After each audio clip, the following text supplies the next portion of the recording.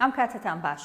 ئەمڕۆ دادگای باڵای فیدراڵی عێراق بۆ جاری هەشتام لەبارەی دۆسیی درێژکردنەوەی تەمەنی پەرلەمانی کوردستانەوە کۆبووەوە، بەڵام جارێکی دیکە دانیشتنەکەی بۆ کۆتایی ئەم مانگە دواخست.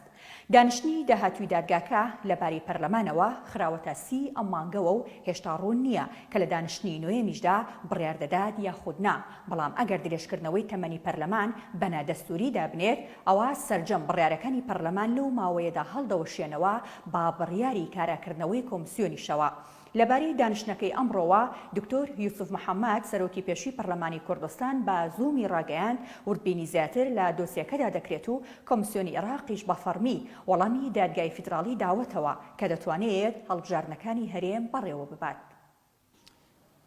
لە ڕاستیە ئەمڕۆ دادگای باڵای فیدرالی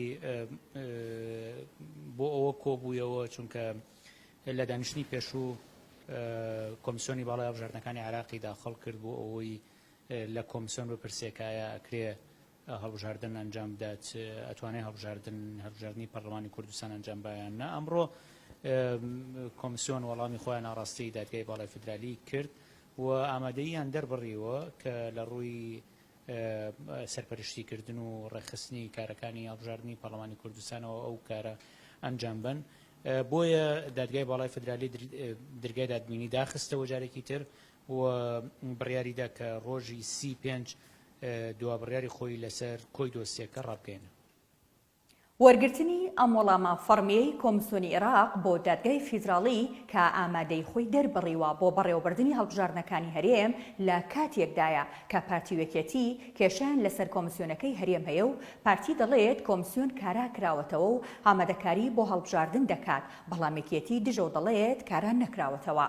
دادگای فیدراڵی لە دانیشتنی 24 ئایار بانگهێشتی کۆمسیۆنی باڵای هەڵبژاردنەکانی عێراقی کرد بۆ وەرگرتنی ڕاوبۆچوونیان لەبارەی ئامادەییان بۆ ئەنجامدانی هەڵبژاردننی داهاتووی پەرلەمانی کوردستان. ئەو کات کۆمسیۆنی هەڵبژاردن و ڕاپرسی هەرێم کارا نەکرابووەوە. دووشەمەی ڕابردوو لە دانیشتێکی پەرلەمانی کوردستاندا کە شەڕ و پێکدادان لە نێوان پەرلەمانتارانی یەکێتی و پارتیدا ڕوویدا پرسی کاراکردنەوەی کۆمسیۆن برایە نێو دانیشتنەکەوە. فراکسیۆنی پارتی دەڵێت با دەنگی 58 پەرلەمانتار کۆمسیۆنیان کارا کردوتەوە و فراکسیۆنی یەکێتیش ڕەتی دەکاتەوە. پەرلەمانی کوردستان لە کۆتاییەکانی ساڵی ڕابردوودا یاسایەکی دەرکرد و تەمەنی خۆی درێژ کردەوە، ئەمە پاشەوەی بەهۆی ناکۆکی نێوان لایەنە سیاسەکانی هەرێمی کوردستانەوە هەڵبژاردنەکانی پەرلەمان دواخرا. ئەم درێژکردنەوەیە ناڕەزایی و کاردانەوەی فراوانی بەدوای خۆیدا هێنا. سەرنجام جوڵانەوەی نەوەینی و چەند کەسایەتیەکی دیکە لە نێویاندا دکتۆر یوسف محەممەد سەرۆکی پێشووی پەرلەمانی کوردستان پەنایان بۆ دادگای باڵای فیدراڵی برد و سکاڵایان تۆمار کرد. سکاڵەکارەکان پێیان وابوو درێژکردنەوەی تەمەنی پەرلەمانی کوردستان نادەستوریە. دادگاکە زیاتر لە 6 مانگە چەندین دانیشتنی لەبارەی دۆسی درێژکردنەوەی تەمەنی پەرلەمانی کوردستانەوە ئەنجام داوە و گوێی لە هەردوو لایەنی بەرامبەریش گرتووە. لەو کاتەوەی دادگای فیدراڵی سکاڵاکەی وەرگرتووە 7 دانیشتنی ئەنجام داوە، هەر 7 جارەکە دانیشتنەکەی دواخستووە. ئەنجامدانی هەڵبژاردنەکانی پەرلەمانی کوردستان پێویستی با کاراکردنەوەی کۆمسیۆنی هەڵبژاردنەکان و یاسای هەڵبژاردنیش هەیە.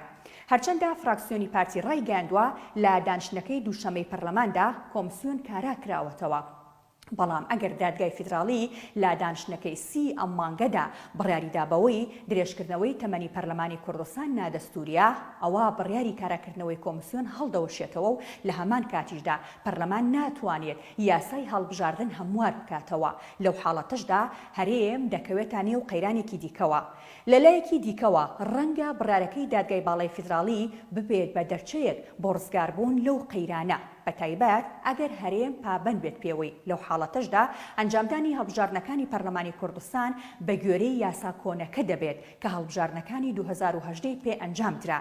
هەروەها هەڵبژاردنەکەش لە ژێر سەرپەرشتی کۆمسیۆنی هەڵبژاردنەکانی عێراقدا دەکرێت. پشتبەستن بە یاسا کۆنەکەش لە بەرژەوەندی پارتی دیموکراتی کوردستاندا دەبێت، چونکە ئێستا یەکێتی نیشتیمانی کوردستان نایەوێت بەبێ هەموارکردنی یاسای هەڵبژاردن بچێتە نێو کێبڕکەی هەڵبژاردنەوە. ئاسوودە بن.